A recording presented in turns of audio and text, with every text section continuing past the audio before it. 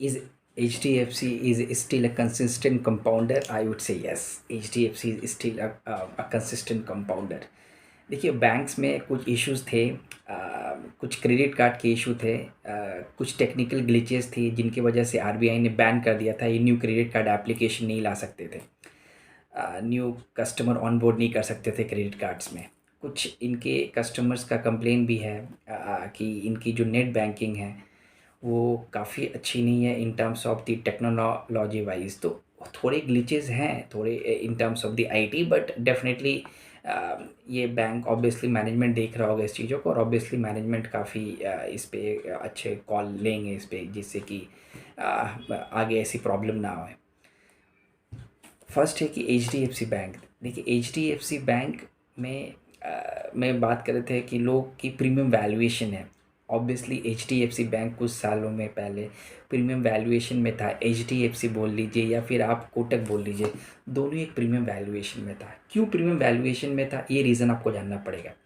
देखिए क्या होता है, जब बैंक में कुछ साल पहले बहुत सारे एन पी ए इशूज़ आए थे बैंक्स में, तो जब इस तरह के कुछ एन पी ए इशू आते हैं बैंक्स में, तो आप एक सेफ जोन की तरफ भागते हो। बीइंग ए डिपॉजिटर, अगर मैं पैसे डिपॉजिट करता हूँ तो मैं सबसे पहले क्या देखूंगा, आप मुझे बताइए। आप ये देखोगे कि आपका पैसा कहाँ सेफ़ है, कौन से बैंक में डिपॉजिट करते हो तो आपका पैसा सेफ़ है, ये आप देखते हो। तो उस समय ऐसा हुआ कि उस समय सिर्फ एच डी एफ सी और ऑब्वियसली एस बी आई और कोटक, इनको प्रीमियम वैल्यूएशन मिला था प्राइवेट बैंक में, क्योंकि एलोकेशन सारे एलोकेशन इन बैंक्स में ही आ रहे थे, तो काफ़ी प्रीमियम वैल्यूएशन में था।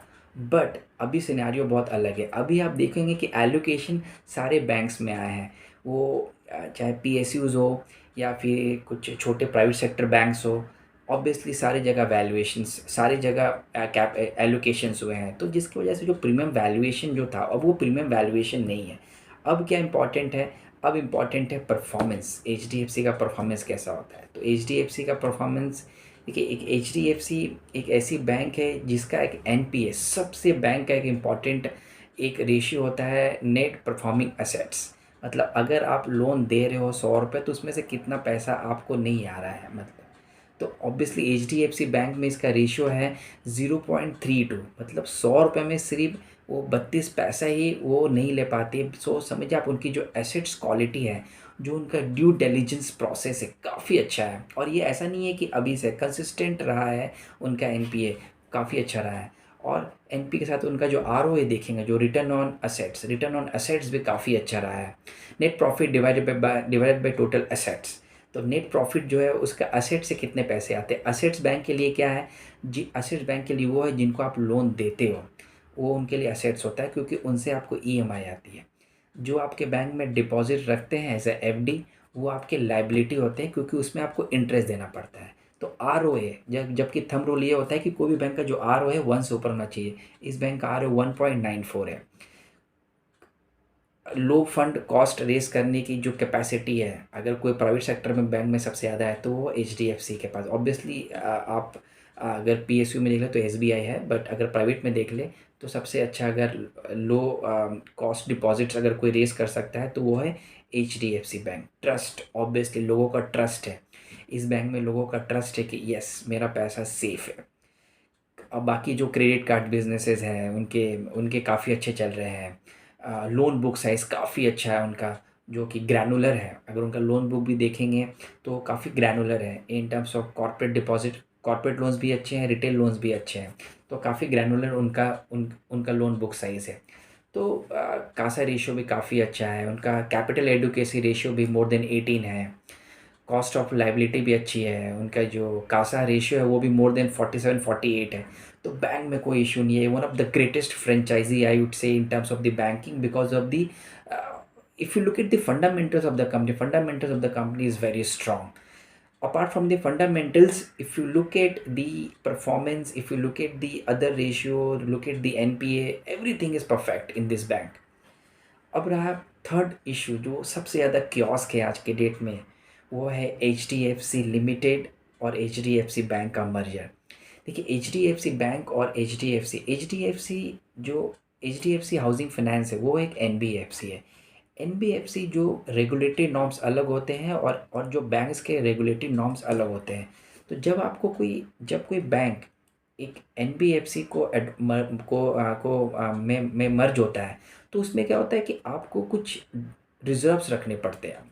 ऑब्वियसली तो वो रिज़र्व थोड़े से बैंक के अलावा कम होते हैं एनबीएफसी के, बट वो रिज़र्व्स रखने पड़ते हैं।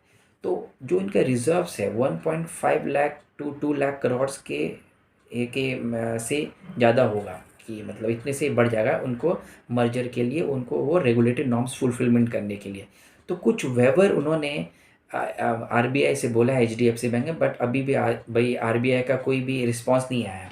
तो इनका जो एक्स्ट्रा जो खर्च है, आप समझो, जो जो एनबीएफसी है, जो एचडीएफसी लिमिटेड है, उसको रेगुलेटरी नॉर्म्स को फुलफिलमेंट करने के लिए एचडीएफसी को 2 लाख करोड़ की ज़रूरत पड़ेगी। आपको देखना पड़ेगा एचडीएफसी बैंक को कैसे रेस करती है, ऑब्वियसली। तो ये देखना पड़ेगा। बट अगर आप दोनों का स्टैंड अलोन प्रॉफिट देखेंगे, एचडीएफसी लिमिटेड का stand alone profit almost 5,000 crore है, और एचडीएफसी बैंक का जो है वो स्टैंड अलोन प्रॉफिट लगभग 12,500 से 13,000 करोड़ है। तो दोनों मिला के 18,000 करोड़ का इनका नेट प्रॉफिट है।